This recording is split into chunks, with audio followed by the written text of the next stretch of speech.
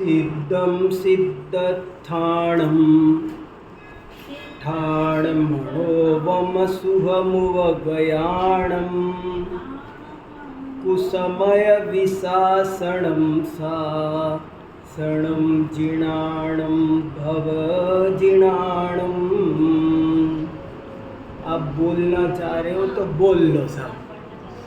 सिद्धं सिद्धस्थाणं ठाणमणोवमसुहमुवगयाणं कुसमयविशासनं सासणं जिणाणं भवजिणाणम्। हमारा आज का विषय है सन्मति सूत्र का परिचय या सन्मति सूत्र का सारांश। आपके सामने ये सन्मति सूत्र नाम का ग्रंथ है जो बहुत कम प्रचलित है, बहुत कम लोग इसके बारे में जानते हैं और ख़ासकर दिगंबर समाज में तो बहुत कम लोग सन्मति सूत्र को जानते हैं। श्वेतांबर समाज में फिर भी ये चलता है। इस सन्मति सूत्र की एक सबसे बड़ी विशेषता ये भी है कि जैसे तत्वार्थ सूत्र दोनों परंपराओं में माना जाता है ना, ऐसे ही सन्मति सूत्र को भी दिगंबर और श्वेतांबर दोनों मानते हैं। लेकिन श्वेतांबर आचार्यों ने इस पर बहुत टीकाएँ लिखी है। उनके यहाँ इसका बहुत अध्ययन अध्यापन चलता रहता है, कार्यशालाएँ भी होती रहती है। अभी थोड़े दिन पहले लाडनू में इसकी एक 10 दिन की कार्यशाला हुई थी। 10 दिन की कार्यशाला में रोज़ सुबह 9:30 बजे कक्षा शुरू करते थे और शाम को 5:30 बजे तक कक्षा चलती थी। बीच में जो भोजन का वगैरह ब्रेक होता है वो होता था, पर ऐसे रोज़ाना 8-7 घंटे इसकी पढ़ाई होती थी और शुरू से अंत तक पूरा का पूरा इसे वहाँ पर पढ़ाया गया था। बहुत विद्वान आए थे। मैं भी 2 दिन के लिए उसमें गया था, तो मेरे चित्त में भी वो घूम रहा है और बहुत इम्पोर्टेंट ये ग्रंथ है। हम लोग इससे अछूते हैं, इतने इम्पोर्टेंट ग्रंथ से। इसीलिए आज मन किया कि इसका भी ज्ञान हमारी समाज को होना चाहिए। दिगंबर समाज को इस ग्रंथ का जरूर ज्ञान होना चाहिए, इसका पठन पाठन होना चाहिए। अपने विद्यालय के बच्चों को भी इसका पता होना चाहिए। बहुत सारे विद्वानों तक को भी सन्मति सूत्र का अभ्यास नहीं है अच्छा। कभी कहीं ज़्यादा हमने इस पर किसी का कोई व्याख्यान वगैरह अपने यहाँ सुना करा नहीं है। लेकिन अभी जब आप इसका परिचय सुनोगे तो आपको पता चलेगा कि ये ग्रंथ कितना ज़्यादा इम्पोर्टेंट है। ये बहुत इम्पोर्टेंट ग्रंथ है। सन्मति सूत्र, इसकी रचना एक सिद्धसेन नाम के आचार्य ने की है। किसने की है? सिद्धसेन। और ये सिद्धसेन आचार्य कब हुए थे और कौन से थे, इस बारे में एकदम पक्का पता तो नहीं है। हमारे यहाँ ये भी एक बहुत बड़ी बात है कि इतने महान काम आचार्य कर जाते हैं, पर अपने बारे में कहीं एक शब्द भी, एक आधा वाक्य तो छोड़ो। उमा स्वामी आचार्य कितना काम कर गए, बड़े बड़े आचार्य सब ने। ऐसे ही सिद्धसेन आचार्य एक बहुत ही ज़्यादा उच्च कोटि के विद्वान थे, परंतु उनके बारे में अगर आप सही जानना चाहो या खुद उनसे पूछो तो वो तो बिल्कुल मौन है। जिनवाणी के तत्वों के बारे में उन्होंने खूब लिखा है, बोला है, लेकिन अपने बारे में जरा सा भी नहीं लिखा बोला। लेकिन हाँ, दूसरे आचार्यों ने उनके बारे में बोला है और आचार्यों ने उनके बारे में बहुत कुछ बोला है। जैसे कि आपको 2-3 स्टेटमेंट सुनाता हूँ।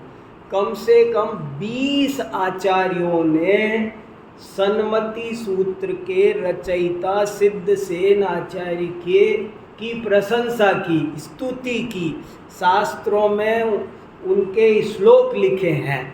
तो क्या क्या लिखे, जरा आपको 2-3 सुनाता हूँ। आदि पुराण, महापुराण, जिनसेन आचार्य, वो क्या लिख रहे, वीरसेन आचार्य के गुरुजी, धवला कर्ता वीर हुसैन आचार्य के गुरुजी जिनसेन आचार्य क्या लिख रहे हैं, कवयः सिद्धसेनाद्या वयं तु कवयो मतः मणयः पद्मरागाद्या ननु काचोपि मेचकः। कि देखो, कवि है, आचार्य है तो केवल सिद्धसेन है, हम तो कहने के आचार्य हैं। ये कह रहे आचार्य कोई है तो सिद्धसेन है, हम तो कहने के आचार्य हैं। बोले मणि तो पद्मराग ही चमकती है, चमकने का असली काम तो पद्मराग मणि का है, बाकी वैसे तो बहुत कांच भी चमकते हैं।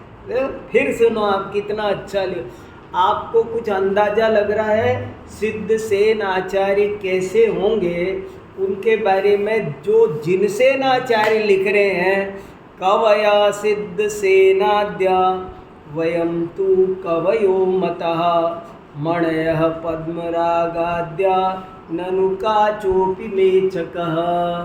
कितनी महिमा उनके मन में होगी। फिर हरिवंश पुराण में लिखा, सिद्धसेन आचार्य के वचन तो ऐसा समझो मानो साक्षात ऋषभ देव के वचन। ये हरिवंश पुराण में लिखा है। बोले उनके वचन कैसे, मानो साक्षात ऋषभ देव के वचन। फिर एक और सुनो, सिद्धसेन आचार्य के बारे में श्वेतांबरों के महान आचार्य, बहुत उन्होंने 150 ग्रंथ लिखे, हेमचंद्र सूरी, उन्होंने क्या लिखा, बहुत स्तुतियाँ भी उनकी बहुत प्रसिद्ध है। अन्य योग व्यवच्छेदिका, योग व्यवच्छेदिका बहुत पढ़ाए जाते हैं, हर यूनिवर्सिटी में कोर्स में है, बहुत धुरंधर माने जाते हैं उधर। तो उन्होंने क्या लिखा, अरे स्तुति लिखने में सिद्धसेन का कोई मुकाबला नहीं है। कहाँ सिद्धसेन आचार्य की स्तुतियाँ और कहाँ हमारी स्तुतियाँ। ऐसे और भी बहुत अकलंक आचार्य ने सिद्धसेन के बारे में लिखा है। श्लोक वार्तिक में विद्यानंद आचार्य ने सिद्धसेन के बारे में लिखा है। मैं आपको ये बता रहा हूँ कि आज मैं जिनके बारे में आपको सुनाने जा रहा हूँ, मैं खुद भी यहाँ 25 साल से स्वाध्याय कर रहा हूँ, पर कभी सिद्धसेन आचार्य के बारे में आपको नहीं बताया, आज पहली बार बता रहा हूँ। और अभी ये नया ग्रंथ छप के भी आया है, ये कुंद भारती से सन्मति सूत्र छपा है, अभी छप के आया है। और इसकी श्रुत सागर महाराज ने टीका लिखी है। तो ये टीका मैंने पढ़ी, मेरे को एक तो ये टीका पढ़ी पूरी की पूरी, इसका संपादन किया, और दूसरा वो कार्यशाला हुई, तो मेरे चित्त में बहुत जोर से ये ग्रंथ घूम गया और मैंने सोचा आज थोड़ा सा ये ग्रंथ तो यहाँ पर शुरू से अंत तक पूरा सुनाना चाहिए, ऐसा है, लेकिन पूरा तो मैं क्या सुना पाऊँगा, पर कम से कम एक व्याख्यान तो इसके बारे में हो और आपको प्रेरणा मिलेगी तो ये किताब लेकर के आप पढ़ सकते हो। इस ग्रंथ का ओरिजिनल नाम क्या है? सम्मयी सूत्तम। ओरिजिनल नाम सन्मति सूत्र हम बोलते हैं। हम क्या बोलते हैं? हम संस्कृत में, हिंदी में नाम बोलते हैं, पर ये ग्रंथ ओरिजिनल प्राकृत में लिखा हुआ है, और प्राकृत में इसका क्या नाम है? सम्मयी सूत्तम। सम्मयी सूत्तम इसका नाम है, जिसको अपन संस्कृत में सन्मति सूत्र बोलते हैं। और सन्मति सूत्र का क्या अर्थ है? सूत्र तो आपने सुना है, सूत्र की कितनी महिमा है वो अब आपको यहाँ बताने की जरूरत नहीं है। अपन ने यहाँ पर तत्वार्थ सूत्र का पूरा स्वाध्याय किया, ध्यान सूत्र का किया, तो सूत्र की महिमा अपन खूब कर चुके हैं, वो सब अभी आज आप लगा लेना। और सन्मति माने भगवान महावीर। मैं भी अभी तक यही समझता था कि सन्मति सूत्र का अर्थ है, सन्मति माने महावीर भगवान के नाम पर इसका नाम रखा है। लेकिन वास्तव में गहराई से जब पढ़ा तो समझ में आया कि भले आप ऐसा भी कह दो तो कोई दोष नहीं है। अगर कोई ये कह दे ना कि सन्मति सूत्र का नाम महावीर भगवान की वाणी, सन्मति माने महावीर भगवान की, सूत्र माने वाणी, जिनवाणी, ऐसा भी कोई अर्थ करे तो कोई गलत नहीं है। लेकिन वास्तव में इसको पढ़ने से, गहराई से, इसमें एक गाथा आती है। गाथा में लिखा हुआ है ये, कुल मिलाकर के इसमें 167 गाथाएं हैं।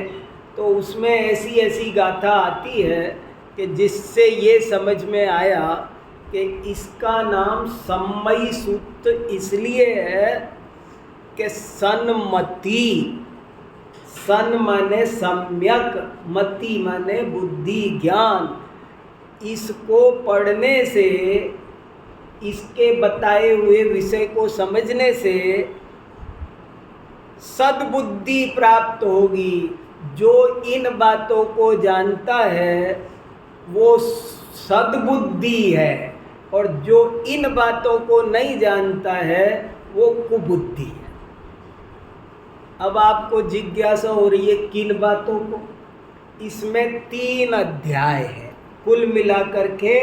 सन्मति सूत्र में 3 अध्याय है। पहले अध्याय का नाम है नय कांड। नय कांड, जो मतलब जो नयों को जानता है वो सद्बुद्धि है, और जो नयों को नहीं जानता है वो कुबुद्धि है। अब सद्बुद्धि कुबुद्धि के आप अच्छे से, जैसा ज्ञानी, अज्ञानी, समझदार, मूर्ख, सम्यक दृष्टि, मिथ्या दृष्टि, कुछ करो एक ही। तो पहला अध्याय है नय कांड, दूसरा अध्याय है जीव कांड। कांड माने विवेचन, विवर्णन। कांड माने तुलसीदास ने भी रामचरितमानस में कांड लिखे हैं। अयोध्या कांड, अयोध्या कांड माने अयोध्या का वर्णन, सुंदर कांड, वो कांड माने वर्णन। तो नय कांड शब्द का क्या अर्थ हुआ? नयों का वर्णन। जीव कांड माने जीव का वर्णन, और अनेकांत कांड माने अनेकांत का वर्णन। 3 अध्याय है। पहले अध्याय में 54 गाथा है, दूसरे अध्याय में 43 गाथा है, और तीसरे अध्याय में 70 गाथा है। देखो ये सब बातें आप ऐसे ही समझ रहे हो। मैं बहुत तैयारी करके लाया हूँ। एमए का लेक्चर है, ये स्पेशल लेक्चर चल रहे हैं आजकल हमारे। मामूली बात नहीं है, साधारण प्रवचन नहीं है। कल एक पंडित जी ने बहुत अच्छा कहा। एक पंडित जी प्रवचनकारों को ट्रेनिंग दे रहे थे कल, तो उन्होंने कहा प्रवचन करना मुख का व्यायाम नहीं है, ये एक गंभीर मुद्दा है। ऐसे ही गद्दी पे बैठे, दो बात यहाँ की वहाँ की, दो भजन सुनाए और हो गया प्रवचन। ऐसे नहीं चलता। तैयारी करनी पड़ती है, विषय लेना पड़ता है, उसको सिस्टेमेटिक शुरू से अंत तक प्रतिपादित करना पड़ता है। तो इस ग्रंथ में कितने अधिकार हैं? 3 कांड। क्या क्या नाम? नय कांड, जीव कांड, अपने यहाँ भी गोमट्ट सार, जीव कांड, कर्म कांड। कर्म कांड माने कर्म का वर्णन, जीव कांड माने जीव का वर्णन। बहुत लोगों को पता नहीं होगा कांड माने क्या। कांड माने वर्णन। कांड का मतलब दूसरा हो गया ना। हाँ, वो कोई गलत काम हो जाता है उसका वर्णन है। आज वहाँ कांड हो गया, उसकी कहानी। हाँ, कांड माने कहानी, घटना। टाइमिंग क्या है? हाँ, वो बता रहा हूँ, उस बात से पहले है कि बता रहा हूँ, वही बता रहा हूँ।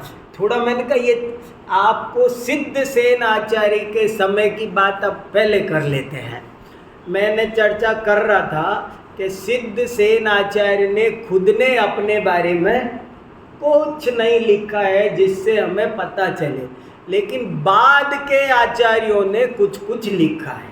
तो बाद के आचार्यों ने जो जो लिखा है उससे पता चल गया कि कम से कम वो उनसे पहले हुए हैं।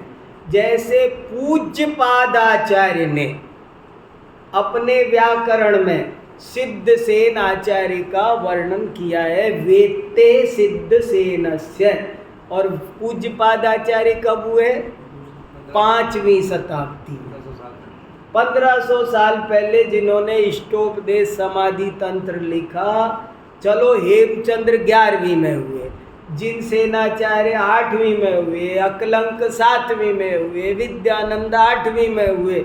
सबने 50 आचार्यों ने जिसके गीत गाए हों, आज अपन उनके बारे में कुछ जानने तैयार हुए हैं। तो पुराना उल्लेख मुझे जो मिला है वो मिला है पूज्यपाद आचार्य का। इससे सिद्ध होता है कि ये सिद्धसेन आचार्य, इनकी गाथा कोट की है। इससे सिद्ध होता है कि सिद्धसेन आचार्य कम से कम आज से 1500 साल पहले तो 1600 साल पहले तो हुए ही हैं। और अगर विद्यानंद महाराज की रिसर्च को मानो, इस ग्रंथ को विद्यानंद महाराज बहुत ज़्यादा पढ़ते थे, खूब पढ़ते थे। मैं जब देखो तब उन्होंने हर गाथा को मार्कर से रंग रखा था, उतार रखी थी। इतना बढ़िया ये ग्रंथ है, आप पढ़ोगे तो आनंद आ जाएगा। तो डायरी में आप कह रहे थे डायरी बनी हुई है। हाँ, उसमें है। और वो ये बताते थे कि सिद्धसेन आचार्य राजा विक्रमादित्य के गुरु थे। राजा विक्रमादित्य के गुरु थे। विक्रमादित्य के दरबार में 9 बड़े बड़े अपने अपने विषय के विशेषज्ञ थे। एक श्लोक है जो मैंने इसमें प्रस्तावना में संपादकी में कोट किया है। धन्वंतरी क्षपण कामर सिंह शंकु वेताल भट्ट घटकर पर कालिदासा ख्यातो विरी वराह मीरा नृपते सभायाम रत्नानि वै नवरुचि विक्रमस्य। विक्रमादित्य के 9 रत्न थे और 9 रत्नों में एक रत्न का नाम था कालिदास, एक रत्न का नाम था धन्वंतरी, एक रत्न का नाम था वराह मिहिर और एक रत्न का नाम था आचार्य सिद्धसेन। आचार्य सिद्धसेन विक्रमादित्य के धर्म गुरु थे। माने राजगुरु का राजा ने उनको दर्जा दे रखा था। ऐसा कुछ नहीं, ये तो निर्ग्रंथ दिगंबर आचार्य थे, इनको कोई राजनीति से लेना देना नहीं था। लेकिन राजा उनको अपना धर्म गुरु मानता था और यदा कदा उनसे धर्म चर्चा होती थी। और अगर उनका उधर विहार हो तो राज दरबार में ही उनका प्रवचन होता था।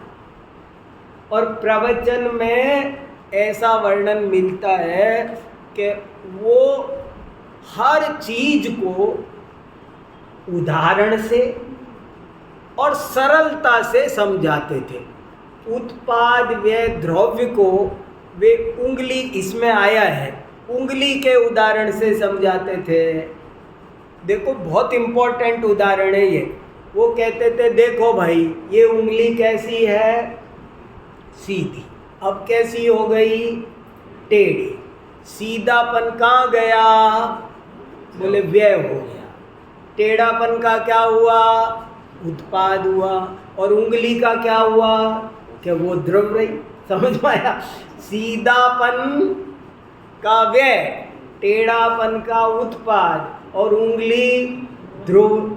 और अभी इसमें पूरा विषय समझा देते थे वो इसी उदाहरण को पकड़े पकड़े। पर्याय कहाँ से आती है, पर्याय आती कहाँ से है, केवल ज्ञान सम्यक दर्शन सम्यक ज्ञान, जीव द्रव्य की पर्याय कहाँ से आती है, पर्याय द्रव्य में से ही आती है, कहीं और से आती नहीं है। और फिर जाति कहाँ है, जाति कहाँ है, ये लाइन बहुत इम्पोर्टेंट है, ध्यान देना। इसको अच्छे लोग नहीं समझते हैं। द्रव्य और पर्याय का क्या रिलेशन है, ये उदाहरण समझना बहुत जरूरी है। पर्याय कहाँ से आती है, द्रव्य में से। जाति कहाँ है, द्रव्य में। ये उदाहरण बहुत बढ़िया है। तो ऐसे ही और बहुत उदाहरण वो देते थे। सोने का भी देते थे, जो अपन सब देते हैं, अंगूठी बनी, मुकुट टूटा। तो ऐसे करके इसमें बहुत बढ़िया बढ़िया, माने मैं ये कहना चाह रहा हूँ प्रयोजनभूत विषय है। तो सिद्ध सेनाचार्य उन प्रयोजनभूत विषयों को समझाने के लिए ये ग्रंथ लिखा। और उनका समय पहली शताब्दी होना चाहिए। पहली ना होगा तो कुछ लोग कहते हैं दूसरी है, कुछ कहते हैं तीसरी है, कुछ कहते हैं कि चौथी है, पर इससे बाद के वे नहीं हैं। विक्रम संवत से आइडिया लग सकता है। विक्रम संवत से आइडिया लग रहा है। कुछ लोग कहते हैं कि सिद्ध सेनाचार्य 7वीं शताब्दी के हैं, लेकिन ये बात कैसे भी सही नहीं है, क्योंकि जब 5वीं में उद्धरण मिल गया। लेकिन ये बात कैसे सही हो सकती है, इसमें भी कुछ दम है। वो दम ये है कि सिद्ध सेन नाम कॉमन रहा है और सिद्ध सेन नाम के 4-5 आचार्य अलग अलग हुए हैं। एक सिद्ध सेन दिवाकर हुए हैं, जो श्वेतांबर ही थे। ये सिद्ध सेन तो कैसे हैं कि जिनको दिगंबर श्वेतांबर दोनों मानते हैं, लेकिन वो जो एक हुए सिद्ध सेन दिवाकर, तो वो दिवाकर कैसे हुए हैं, वो श्वेतांबर ही है और उन्होंने न्यायावतार लिखा है। लेकिन इनको दिगंबर श्वेतांबर दोनों मानते हैं और इनका समय 5वीं शताब्दी के पहले का ही है।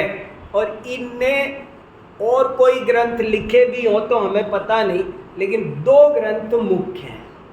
एक ये सन्मति, दिगंबर आचार्य थे।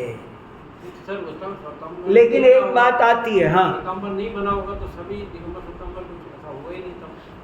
श्वेतांबर तो बाद में बनी है ना, 1700 साल पहले।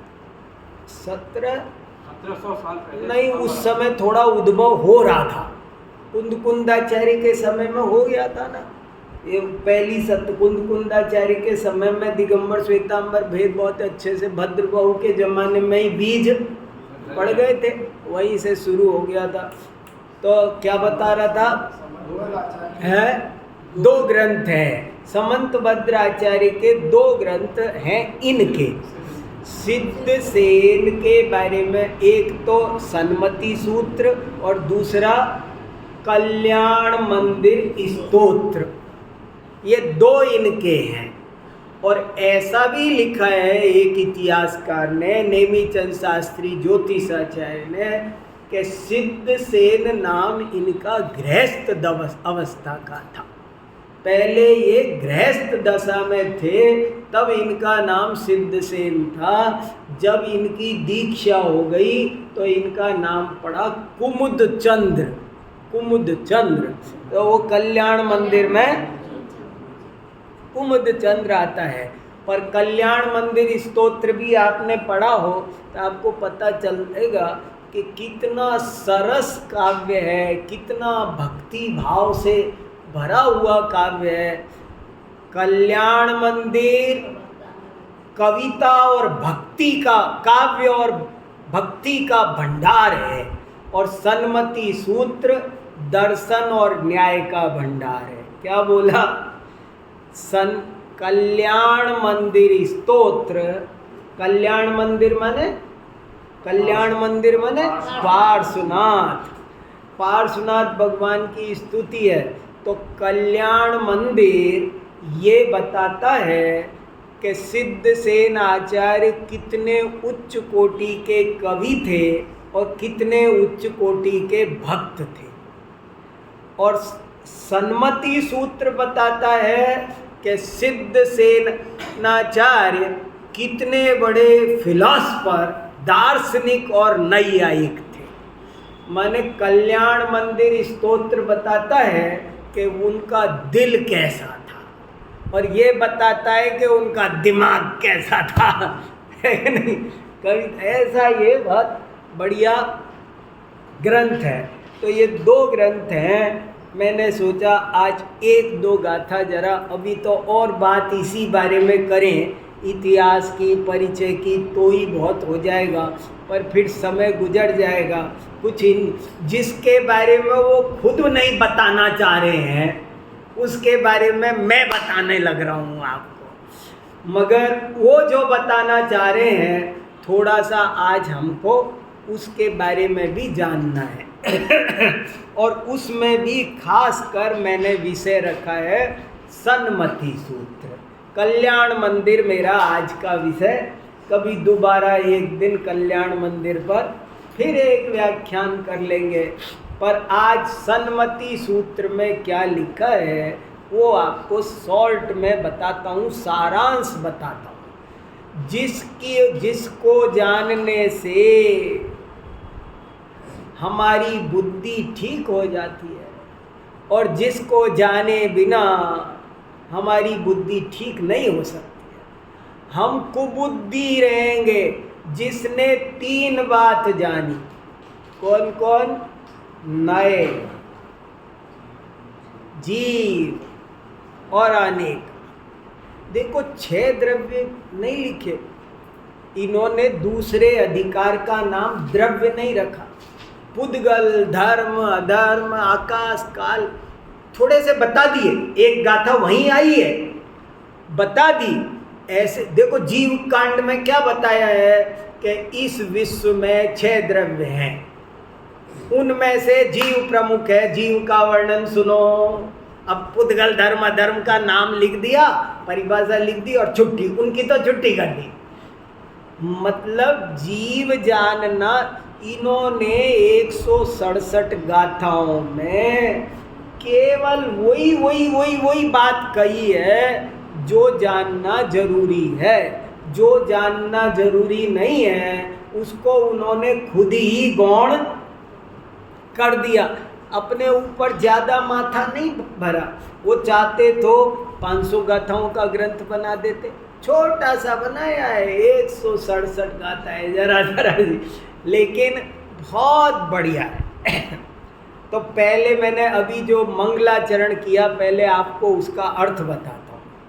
क्या अर्थ है मंगलाचरण का? किसको नमस्कार किया? मैं जिन शासन को नमस्कार करता हूँ। सिद्धसेन आचार्य ने सन्मति सूत्र में किसको नमस्कार किया? आदिनाथ को नहीं, महावीर को नहीं, कोई देवी देवता स्पेशल कुछ नहीं, जिन शासन को मेरा प्रणाम हो।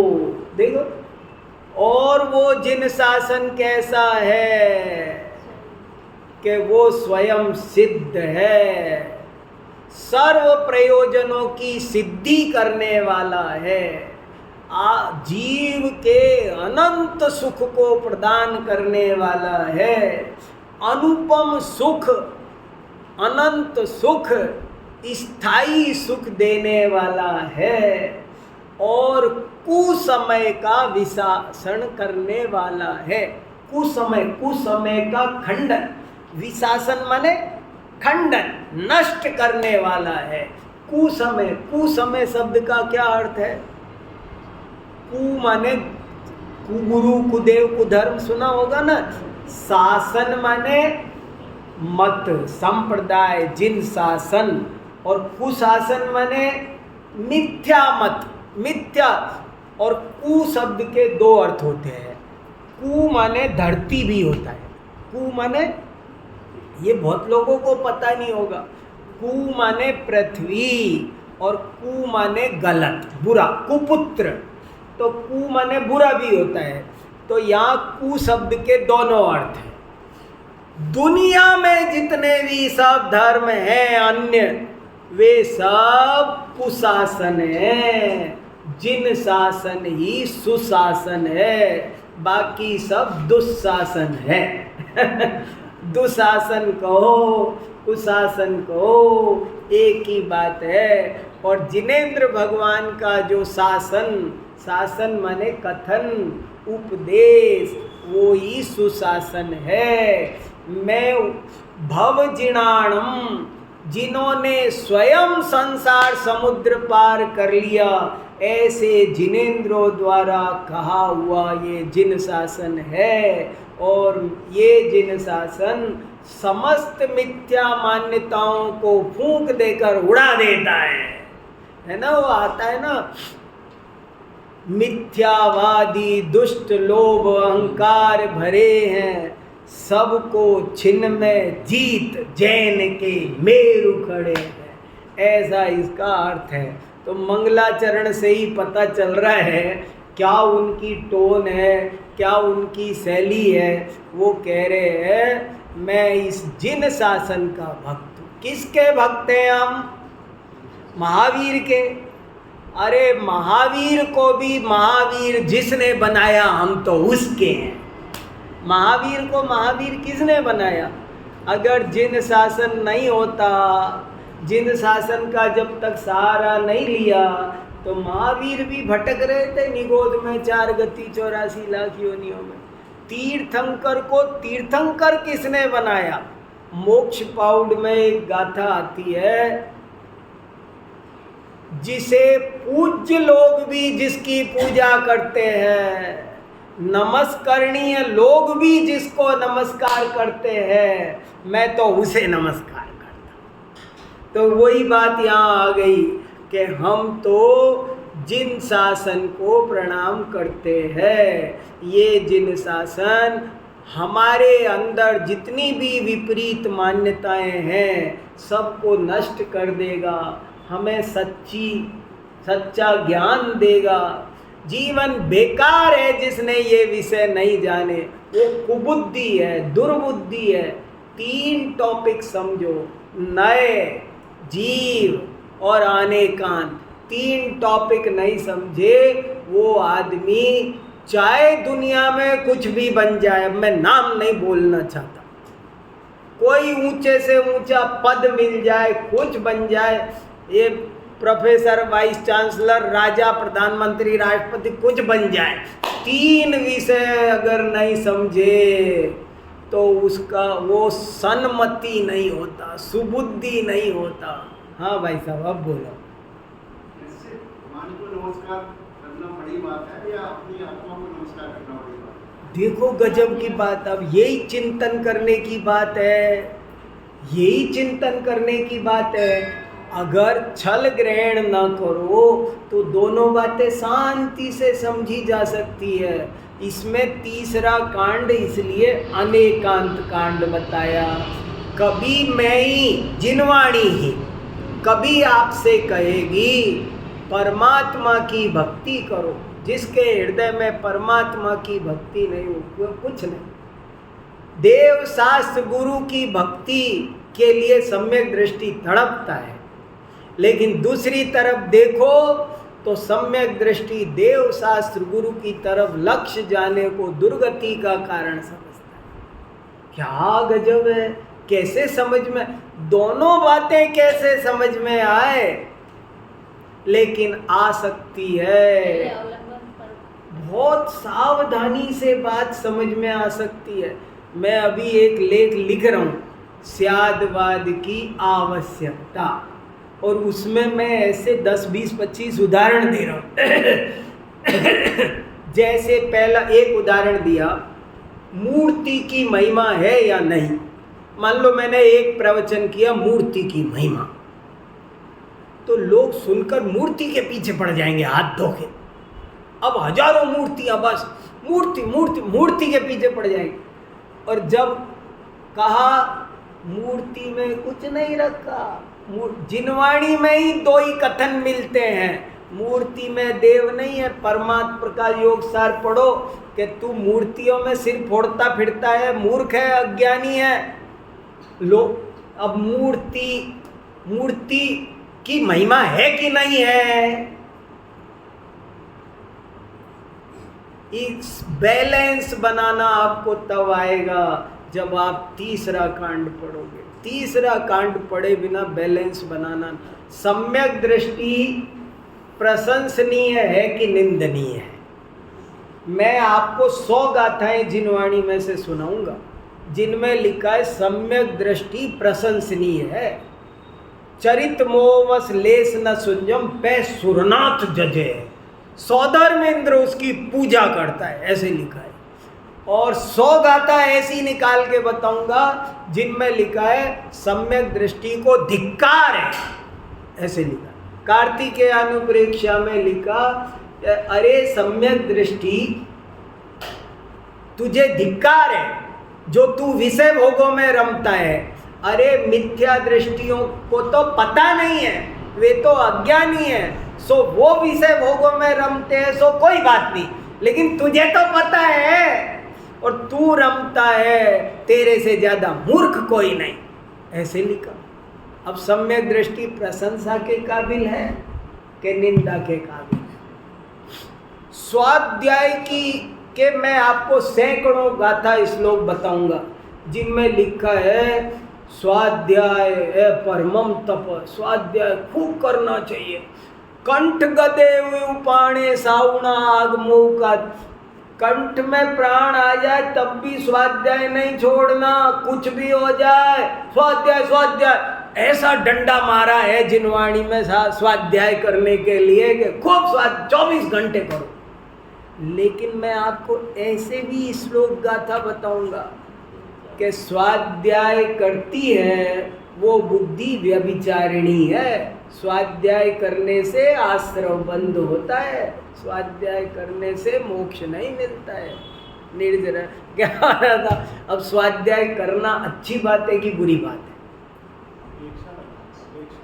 इसलिए मैं सच बता रहा हूँ, मैं इस ग्रंथ से बहुत ज़्यादा प्रभावित हुआ हूँ और इसीलिए आपको आज इसके बारे में बहुत शॉर्ट में सुना रहा हूँ। मैं जो कहना चाह रहा हूँ उसका 10% बोल रहा हूँ आज।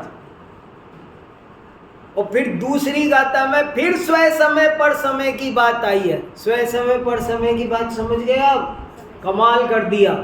जो समय सार, प्रवचन सार, नियम सार, पंचास्तिकाय, अष्टपौट 5 ग्रंथों में आई, हरण सार सब में आई, वो स्वय समय, और वही समय सार में तो दूसरी गाथा में ही तुरंत आई, और इसमें भी दूसरी गाथा में फिर समय सार, स्वय समय पर समय की बात आई।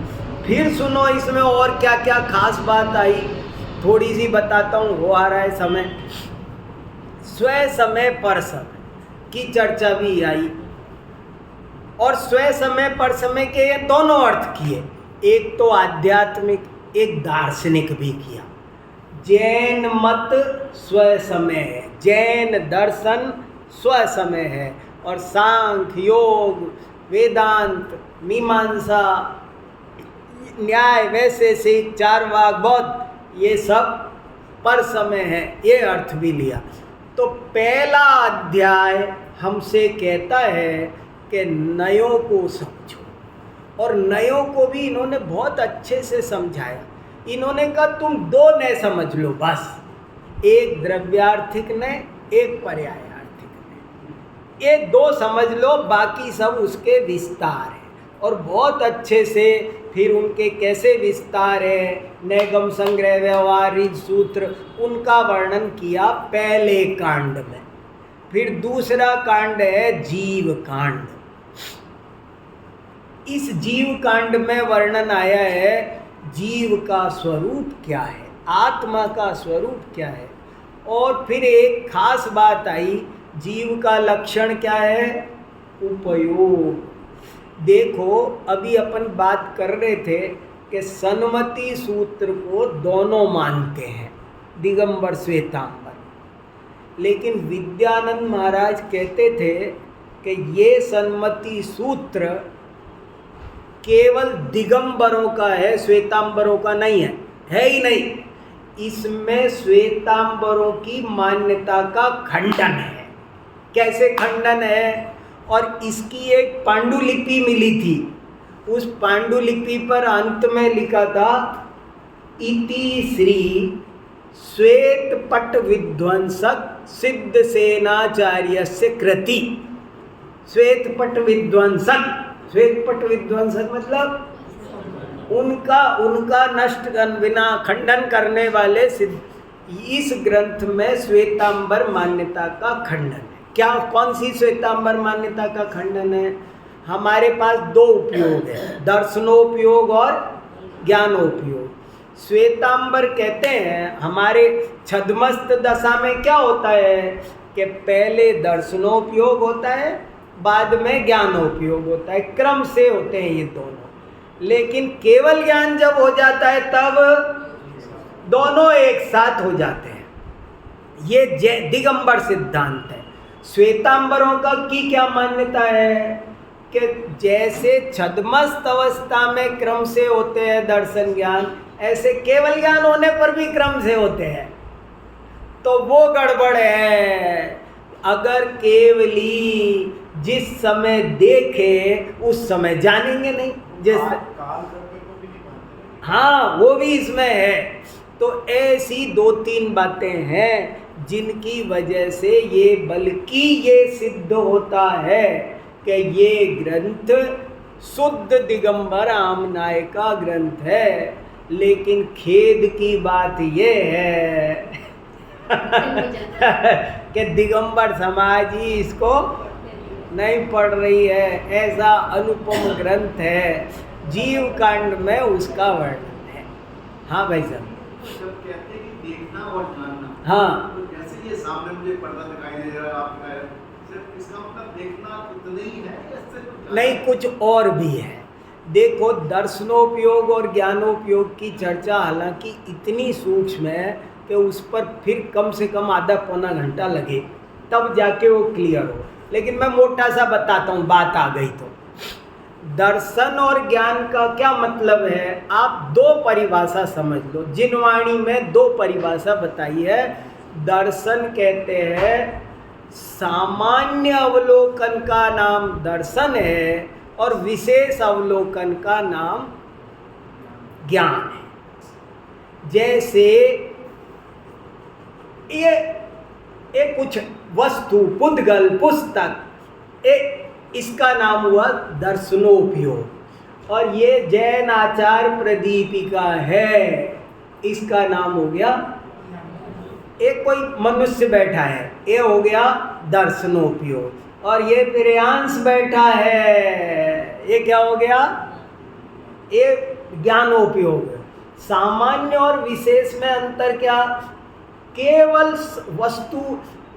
वस्तु मात्र का दर्शन होना सामान्य है, और वो क्या वस्तु है ये जानने का ना, ये कुछ रखा है ये दर्शनोपयोग। और कुर्सी रखी है कि माइक है कि टेबल है, इसका नाम विशेष। हाँ बताओ, बोलो भाई।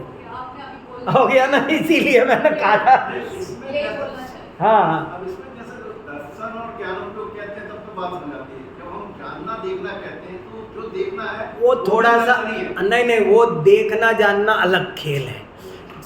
जो उपयोग के दो भेद है, दर्शनोपयोग और ज्ञानोपयोग, वहाँ ये मीनिंग लगाना कि आपने एक कॉमन बात जान ली। जैसे बाहर से कुछ गुजरा, तो कुछ गुजरा है, एक कोई पुद्गल द्रव्य गया है इधर से, लेकिन वो पुद्गल द्रव्य क्या था, ये विशेष, वो ज्ञानो। अब दूसरी बात और जिनवाणी में ही मिलती है। दर्शनोपयोग और ज्ञानोपयोग के दो अर्थ मिलते हैं जिनवाणी में। एक अर्थ मिलता है आत्मग्राहकम दर्शनम परग्राहकम ज्ञानम। समझ में आया?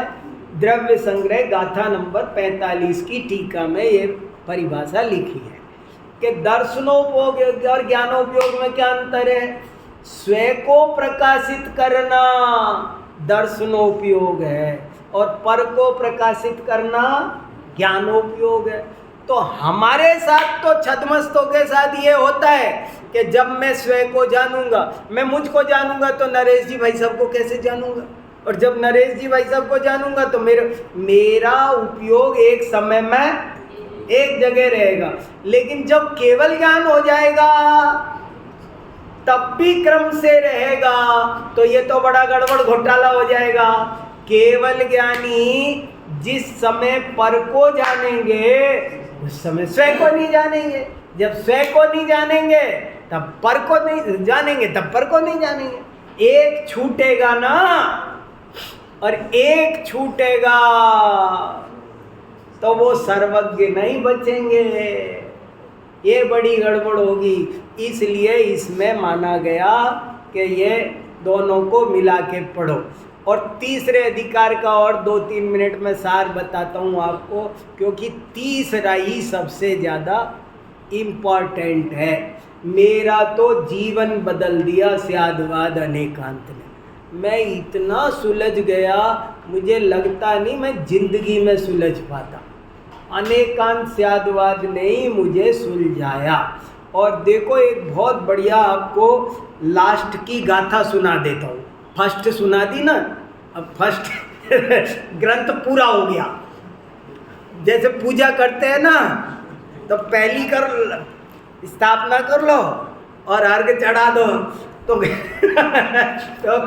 पहली सुना दी आपको। ऐसे विश करो कि जैसे ही सांस देखा तो पूरा कंटेंट आ जाए ऐसे। तो आपको लास्ट की गाथा और सुनाता हूँ, देखो कितनी बढ़िया। और बल्कि शुरू की 2 सुना दी ना आपको, पहली दूसरी, तो लास्ट की भी 2 सुना देता हूँ। 69 और 70, पेज नंबर 248 और 250। जेण बिना लोग सवि व्यवहारो संवहारणी बड़दी, तस्य भुवनेक गुरुनो नमो अणेगंतवायस।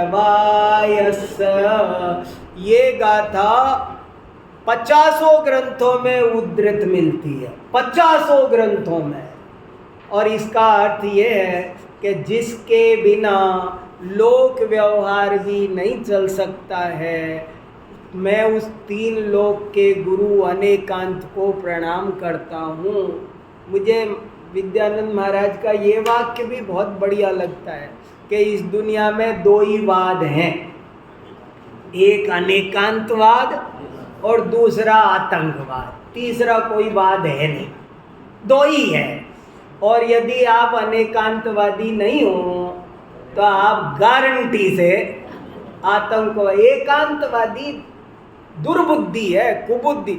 सन्मति सूत्र का क्या अर्थ है? सन्मति, अगर तुम्हें अपनी बुद्धि सही करनी हो तो बादाम खा के बुद्धि सही नहीं होगी। अनेकांत समझ के, नए समझ के, जीव समझ के बुद्धि तेज होगी। प्रखर बुद्धि, सूक्ष्म बुद्धि, सम्यक बुद्धि बनना है तो अनेकांत पढ़ो। और नए में आया जितने, वो भी बहुत जगह उद्धृत है। जाव दिया वयणवा ताव दिया चे, ये भी गाथा इसी की है। 5 समवाय की गाथा भी इसी की है, वो भी चर्चा इसी में सुंदर आई है। तो ऐसा ये सुंदर ग्रंथ है। और अब अंतिम गाथा, बद्धम इच्छा दंसन समूहमयस्य मयसारस्य जिणवर्णस्य भगवतो संविज्ञसुआइगमस्य। क्या गजब की बात कही है। बोले सारे मिथ्या दर्शनों को मिला दो। कुछ समय कहा था ना, पृथ्वी के सारे मिथ्या दर्शनों को मिला दो और उनमें स्यात् पद लगा दो तो जिन शासन बन जाएगा। क्या गजब का है। सब जगह से आपका द्वेष समाप्त, हर जगह की आपको सम्यक विवक्षा समझ में आएगी, आप सुलझ जाओगे। ऐसा ये सुंदर सन्मति सूत्र ग्रंथ है। आप एक बार कोशिश करना, अगर पढ़ना का मौका मिले तो ज़रूर स्वाध्याय करो। ये प्रेरणा देने के लिए मैंने ये लिखी है और बहुत सारी बातें छूट गई, पर थोड़ा सा कुछ मैंने कह दी। अगर सभी आगे करते हैं तो एक आधी बार का भी एक और देखेंगे, चलो कोशिश करेंगे। जावाणी के ज्ञान ते सूझे लोकालो, सोवाणी मस्तक नमो सदा दे तुम।